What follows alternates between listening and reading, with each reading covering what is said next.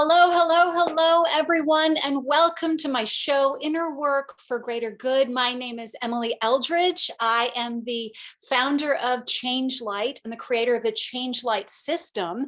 And the whole purpose of ChangeLight is to teach you inner work that can accelerate your power to change the world. And I especially focus my work on change makers and mission-driven leaders and values-driven leaders, those of us who really care about how we show up in the world and know that by doing this inner work, it can help us be better human beings so that we can make an even bigger difference. So I'm excited to share with you this information. I've been doing a few series so far, in case you haven't been watching.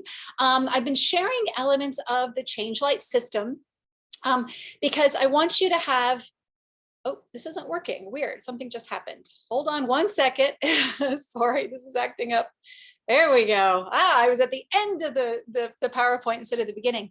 I was wondering why the screen went black. Anyway, so I've been sharing about the ChangeLight system, which is a system that I created. And it's basically, it contains all these discoveries that I've made about what's really going on inside of you and how to work with those parts of you. So it's also got techniques, especially based around a technique I created called the drawing out process, which is an extremely powerful way of pulling out whatever is in your subconscious, whether it's subconscious struggles or fears or blocks or blind spots or other things like that, that really get in the way of you feeling fully at peace with yourself and fully empowered to show up in the world as you desire, to live your truth and to make that difference. So with that said, I'll just show you, if you've seen my show before, you've seen this many times. This is basically how it goes, is if you look at this image on the left, the ExPowers are what I call those blocks, those fragments, those parts of us that are formed as a result of, traumas and stresses and, limiting beliefs that we're taught, other things that happen in our lives that cause parts of us to get distorted by fear, by pain, by stress, and then they fall into sort of darkness, if you will, as you can kind of see with this image of the ExPowers. They're all fragmented and they're obstructing that inner light that's there, which you can see on the right is your truth. But that ultimately your ExPowers, and this is what we're talking about I've actually spent quite a few episodes talking about your ExPowers, your emPowers.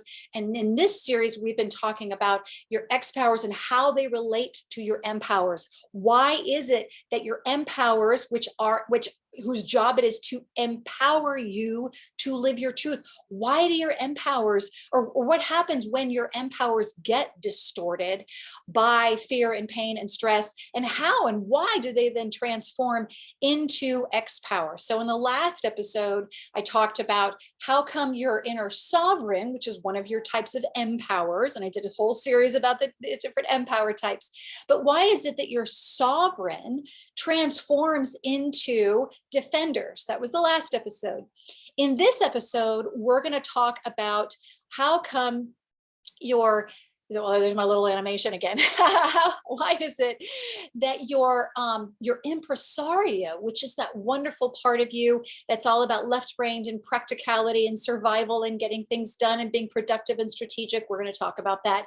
But why is it and how is it that that part of you then becomes like controller? So anyway, I'm kind of jumping ahead of myself.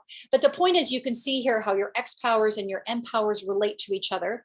Then also part of this system is your guiding star, and it's all about that vision, that image you carry of who you are and who you're here to be, the difference you're here to make, the impact you're here to have. And that's something that we all carry, that you and I carry. We all carry ExPowers, we all carry emPowers, we all have an inner guiding star, and we also all have a truth.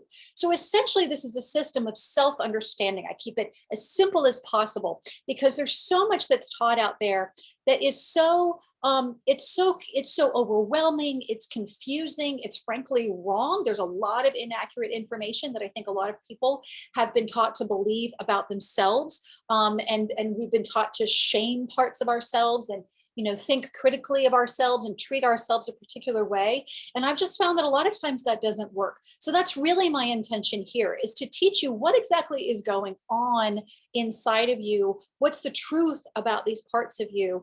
And then in terms of the work that I do with the drawing out process and the community that I have and the courses that I teach, it's all about teaching you then how to heal those ExPowers, bring forward more of those emPowers, and as well as your guiding star, so that you can fully live your truth and light up. Because when you light up the world. And I think that you can agree with me and a lot of other people that basically we have too much darkness in our world. We have too much fragmentation. We have a lot of conflict. And as I see it, the reason why we have these world's ills is because we are ill, because the world is sick because we are sick. The world is in conflict because we have inner conflict. I'm not saying that if you have inner conflict, it's your fault that the world is in conflict, but it is saying that by doing your inner work, you are affecting the greater good. You are having an impact on the world, because then you light up and you show up differently in the world. And when you show up differently and you're radiant, then you impact people, not just by what you do, but by who you are. So that's my intention. I'm like, okay, you have a truth and you have all these parts of you. Some parts get in the way and some parts are here to support you. So it's just a matter of bringing forward all the beautiful truth inside of you so that you can fully trust it and live it and really make the difference that you're here to make. So there's my soapbox moment right now. So as I mentioned, we're talking about the sovereign. I spent a few episodes talking about your inner sovereign, your impresario, your free spirit. These are what I call your three inner emPowers, whose job it is to empower you to live your truth. Here's the thing though, as I mentioned before, when it comes to ExPowers and emPowers, the emPowers can get distorted, or parts of them can get distorted. These inner beautiful presences and energies that we have inside us get marred and twisted and darkened by fear, fearful situations, traumas, chronic stresses, things like that. So this is basically what happens, is essentially your inner sovereign can break up and become inner defenders. And I talked about what those are in previous episodes, and then how that transformation and why that transformation takes place between those two. This episode, well, let me just keep going. So what happens is your impresario breaks up into controllers, and then your free spirit can transform into woundeds, the parts of you that feel very wounded and sad. So we already talked about your defenders, the middle one, the sovereign, and how the sovereign transforms into your defenders. That was in the last episode. In this episode, though, we are going to talk about how does your impresario energy, that wonderful energy inside of you, transform into controllers. What happens there? Why does it do that? So, so here, let me just show you this. Sorry, I got a little lost there for a second. So here's, again, an overview again of what is your inner impresario. So your inner impresario is the part of you that is logical, structured, precise, time-focused, analytical. By the way, I'll show you time-focused. I'm checking the time. So my inner impresario is, kicking in here, but time-focused, analytical, intellectual, how oriented, loves to figure things out, loves to fix things. How do we do this? How do we fix this? How do we go about this? Productive, practical, and considerate. So your impresario is that wonderful energy inside of you. It's a very left-brained energy, just to put it in very simple terms, but it's really that part of you that is all about what are the practical needs of your life. How do we go about things? How can we figure things out, fix things, analyzing things? It loves to investigate and understand. It loves to be very strategic. It also loves structure. So think about, I just showed you to have a little fun and say, oh, my impresario is checking the time. Well, because the reality is I'm only given a certain amount of time to speak to you. And so there needs to be a part of me, and we all have this part that's checking on that, that's making sure that we're staying within the parameters of whatever, are in our lives. And knowing, of course, that there are sometimes we can change those. But in this case, your impresario is the part of you that, wants you to be on time for meetings, or that likes to schedule things or make lists and make sure that you're on top of things. So that's typically what your inner impresario is all about. So how is it that your impresario when it's affected by pain and distorted by pain, fear, stress, things like that, traumas, why is it when you are impacted, I should say, by those things, why is it that parts of your impresario become controllers? How is it that the impresario energy can become so controlling and, as I say here, critical, attacking, blaming, shaming, pushy, pressuring, suppressive, oppressive, fear-mongering, doubting, undermining, diverting, and distracting? So notice that each of these bullet points is a little bit different quality of type of behavior. So like the critical, attacking, blaming, shaming is that, but the pushy and pressuring could be like pushing you, to go forward. The suppressive, oppressive is like down. Undermining is basically sort of saying, well, I don't know, you shouldn't really trust this. The diverting, distracting is sort of a lot of times, and I'll get back to, you can see my face again, a lot of times with the diverting, distracting controller is that I've had clients who, when I've worked with them and a controller shows up, that's constantly keeping them busy and constantly keeping them focused on everything and not really paying attention to what their needs might be or even how they might feel. And so I'll ask that controller, okay, so what is it that you're trying to do? And a lot of times it says, well, if I keep her busy, basically distracted, then she won't feel how she actually feels. So that's just an example of like diverting or distracting. The critical, attacking, blaming, shaming, that's your classic inner critic. So when we are talking about an inner critic, and if someone comes to me and says, I have a really vicious inner critic, occasionally that's wounded. There are reasons for that, but most of the time that's an inner controller. So why is it that the impresario energy, which is so like, intellectual and, focused on time and wanting to figure things out and wanting to help you or, help others or, that's very, thinks very practically, why is it that it becomes this energy? Well, here's an example. For example, let's think of someone who's very structured, right? Or the structured part of you. And if you have experienced a lot of upheaval in your life, and you've had a lot of experiences that were made you feel like you didn't have any control over what happened, or things were constantly changing, you might have a part of you, in fact, you probably do, but let's just say you might have a part of you that would form, that would be very distressed by that, by the lack of structure, by the lack of predictability, by the lack of feeling a sense of control in one's own environment. So let's say this happened to you as a child. Maybe you grew up in a family where there was a lot of upheaval or there was a lot of disorganization, and if you've got this impresario part of you, like we all do, that probably, was stressed by that, or saw that you were stressed by that. And so what can end up happening is you end up with a part of your impresario energy that becomes controlling and becomes very much about trying to control everything or trying to structure everything, because, and I will go into the next slide, because it's trying to ultimately protect you in some way or another. And usually it's trying to protect you from particular feelings. So this gets into what are controllers trying to do. Let me just say, in that situation that I just described, that would be a controller that's trying to give you a feeling of control in situations that make you feel out of control. So that form of control could be, well, I was so, as a kid, you were so stressed and so distressed by the fact that there wasn't much structure, and maybe things didn't get done. Maybe your parents didn't stick to regimens or to schedules, and so you missed things in school, let's say, as a result. Or maybe you were constantly late getting your papers in because you were always having to deal with situations, traumatic situations at home, for example.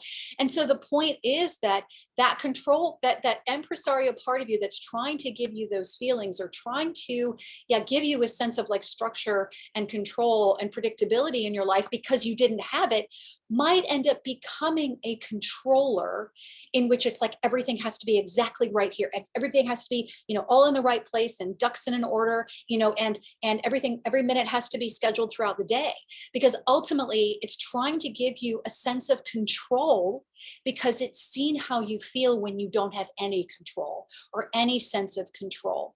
So that's an example of why an impresario energy inside of you might become like a controller.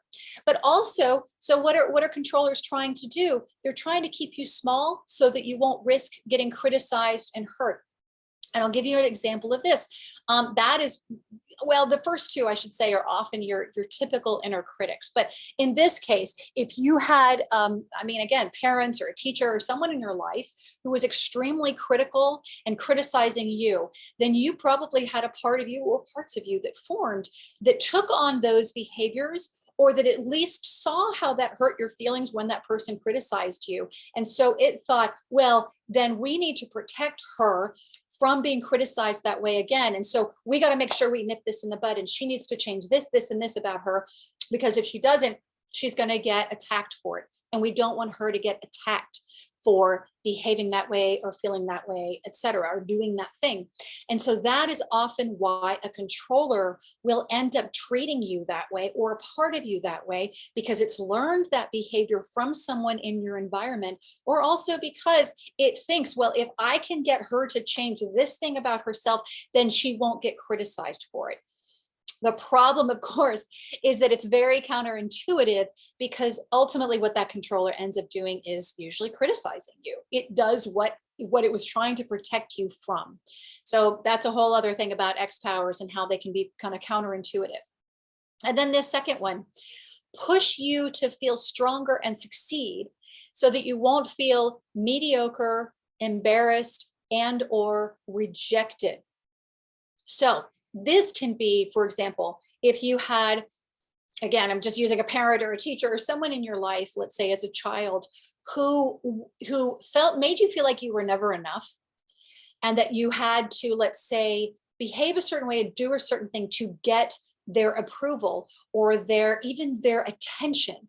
Now, this kind of controller can also show up even if you didn't have a parent who made you feel that way. But for example, if you had a parent who didn't pay much attention to you, but that what happened is, and that impresario energy may have become more like a controller to try to get you to behave a certain way so that you'll get that person's attention, or so that you won't be humiliated or shamed when you screw up, or so that you'll succeed, because if you succeed, then maybe this person will finally love you. I mean, that's usually oftentimes the beliefs, that's one of the beliefs that these that we can carry, and that can cause a controller to form. So what the controller is trying to do is controllers are just trying to, in various different ways, whether it's through criticism or pressure or oppression or, controlling or what have you. I mean, I should just back up here.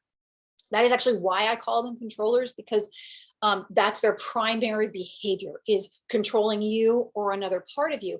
But what they're trying to do is protect you in some way, like protect you from criticism, or protect you from feeling mediocre or not good enough, or protect you from feeling out of control. Because if you think about it, that impresario energy is very much like, I mean, if you think about it, let's think about the energy inside of you that wants you to be on time or likes things to be scheduled.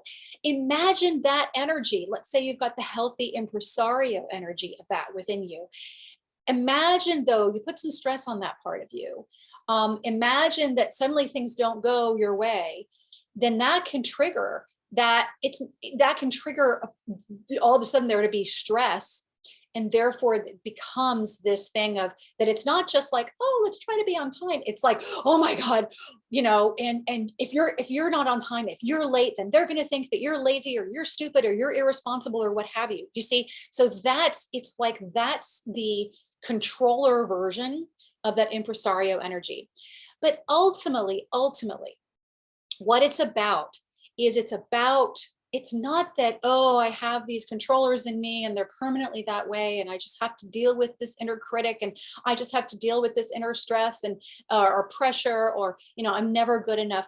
No, it's not. I mean, that's the whole point of why I'm teaching you this information, is I'm trying to get across that these are not foregone conclusions, that you don't have to suffer from these parts of you, that as you learn to understand what's going on inside, both the good, so let's say the emPowers, and the bad, the ExPowers, and then you learn how they're connected with each other and realize they can transform. But by learning about them and learning to recognize what's going on inside of you and have a wiser perspective of what's going on inside. So rather than just going, oh, it's my inner critic and the inner critic is so terrible and I'm going to fight it. It's like, wait a minute. That woman, Emily, said that my inner critic is just a transform part of my impresario, and that what might be trying to do is, protect me from being criticized. It's trying to keep me from actually stepping out and shining my light because it's afraid that I'll get hurt again. And you know what? I have been hurt before, haven't I? So the point is, you can kind of take this understanding and learn to understand yourself and work with yourself and start to have compassion for those parts of you and realize that fighting doesn't work, but actually understanding and having compassion for those parts. And really, ultimately, it's really for yourself and how those parts of you evolved and why they evolved. They evolved because you've been hurt, because you've had chronic stresses, because you've been traumatized, because you've had people criticize you or control you or completely ignore or neglect you. That can oftentimes cause a controller to show up as well. Kind of like I talked about before, where it's like if you had a parent or someone who didn't pay much attention to you, you might have some controllers form inside of you who try to make you behave certain ways that they think will get you the attention that you so badly want. So anyway, the point is, this is not something that you are doomed to suffer from. And I always like to share this again, because it's like, it's not just, oh, here's some cool information. It's like, we can change this for you. And so in my ChangeLight system is what, as I mentioned before, the drawing out process. It's a very simple technique that it transforms those ExPowers, so those controllers, those defenders, those woundeds, back into their original energy that they were inside of you, so that rather than feel like they work against you, they work for you, rather than causing you to feel fragmented and uncertain and not trusting yourself, or weak or insecure, etc. Instead, when they're transformed back into emPowers, they go back to doing the job that they were originally intended to do, which, as I said, is empower you to live your truth. That's their job. And so that's what this drawing out process, this ChangeLight system does. And if you see in this picture right here, we have actually two types of ExPowers on the left. We have the little girl and we have the mommy. And I'll just tell you that the little girl's name, for this was a client of mine, the little girl's name is Little K, and the mommy's name is Mean Mommy. And so I just, for a second here, you might just have, I mean, it's not like a little fun, but you just might take a moment to go, I wonder who the controller is between these two. Well, in case you haven't figured it out, it's the one on the right. It's the Mean Mommy. Now, sometimes little kids can be controlling too. However, I think I've said this before in a previous episode, is that when it's controlling, it's often because it's just trying to get your attention, or if it's screaming at you and yelling at you and criticizing you, it's probably just trying to get your attention. That's really its underlying motivation. But in terms of the controllers, this Mean Mommy was like, oh, I have to do all the work for you and you won't grow up. And so she was criticizing this little girl. And mind you, for those of you who are familiar with some of these like therapeutic or psychotherapeutic concepts, this is your classic critical parent inner child and inner child dynamic, where you have the mean mommy or daddy critical parent figure, and then the wounded child figure, and the controller. This is often how controllers actually show up, is they're acting on a wounded. They're making a part of you feel very wounded. Usually that wounded is a child, but it can be something else as well. And so in any case, this is a classic example. And so in this situation, what we did was, she, as you can see, she drew them out. This was the unconscious stuff that was happening inside of her that was actually causing her to really doubt herself in business. This client actually came to me because she was having struggles in her business, and she had trouble with confidence, and she didn't know, how to surmount it. And she really, she felt like everything she did was wrong. Well, sure enough, of course she did, because she had this going on inside of her. She had this struggle. She had this war between these two parts, between this controller and this wounded. So as long as she had this going on, she was going to be in pain. And it was going to be really hard for her to feel a sense of confidence in herself, because clearly one part of her is getting attacked and being told that it's not good enough and it's never going to grow up, and it's in, all this kind of stuff. And this poor little girl is saying, I'm here because I'm scared and I want you to take care of me. I'm nobody loves me enough to take care of me. I'm going to be forgotten. And then you've got the mean mommy who's like, I'm sick of you, and you're a mess, and you're a pain in my whatever, and all this, kind of attacking energy. So the point is, when we have this part of us, and I realize you haven't seen my face in a little bit, but when we have these parts of us, that is what undermines our sense of confidence. That is what undermines. That's actually what causes us also to have triggers and blocks. These ExPowers are what's underneath it. But as I said, look at what happened on the right. We took it through the drawing out process, which is the crux of my ChangeLight system, and transformed them back into the original emPowers. So remember, the little girl was saying, I want someone to take care of me. She did not feel safe. And she did not feel safe as long as that mean mommy was criticizing her. But then when we did the drawing out process, within, hour and a half, this is what happened on the right, permanently healed. And I mean that permanently. These parts didn't go back to the way they were, because they realized that they didn't have to behave that way anymore, and that they could be safe with each other. And so what's so lovely is, here you have the mother who's cradling the little girl, and they both finally get what they want. Because I don't know if you read the little bubbles of the mom, but she even said, I want to let my hair down. Look at the right, look at what happened. She was able to let her hair down and relax and not feel so stressed. And so that's what the ChangeLight system is about. It's about discovering and transforming these parts of you that are causing you struggle and that are getting in the way of you fully living your truth, as well as bringing forward those parts of you that are here to support you more fully and completely in living your truth, so that you can truly, as I showed you before, light up. This is what it's about. And this is possible for you. This is possible for everyone, as far as I'm concerned, is healing those ExPowers, honoring the emPowers, recognizing your guiding star, working with the emPowers in your guiding star, and ultimately they empower you to live the truth that you are here to live. I'm always saying this, but it's true. Your truth is your treasure. Your truth is the treasure inside of you, and your only job in this world is to live it. Your truth is your inner knowing of who you are and who you are here to be. So that is what it's about. It's that inner compass. And the problem is, we all often get in our lives, we get thrown off balance and all kinds of stuff, because we've got the ExPowers, because we're not trusting our emPowers, etc., etc. But the truth is always inside you. You have your own truth, and it's yours to live. And so that's ultimately what this is about. So here we go. Finally, just want to say, look, there is a place where you can learn all of this fabulous information, and there's a course and a community. I created a community as a safe space for you to do this work, because I find a number of things. First of all, this is pretty vulnerable work. It means having to look inside and bring out some of that stuff that may not be so pretty. So it's important to do that in a really safe space where you are supported, but also because doing it with other people and seeing other people's drawings, my drawings are in there, other people's drawings are in there. Seeing other people's drawings can help you feel motivated and supported and inspired and not so alone.